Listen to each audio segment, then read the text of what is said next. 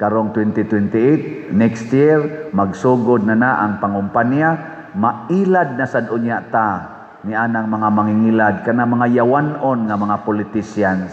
Daghan kay na sila karon. Makita na nato sa ilang binuhatan. Mga tigpakaaron ingnon, buutan kung mangumpanya, purti kamangtas kung makalingkod na. Mga kawatan kaayo, mga bakakon kaayo, iniglingkod na. Pero inig pangumpanya, muragyog mga karniro, pertigyong buutana. Unsa may mga pipila katimaan, ana. Una, mudaghan ang ilang kwarta, munindot ang ilang mga balay, ilang mga sakyanan, mudaghan og maayo. Kana, mga mangtas na.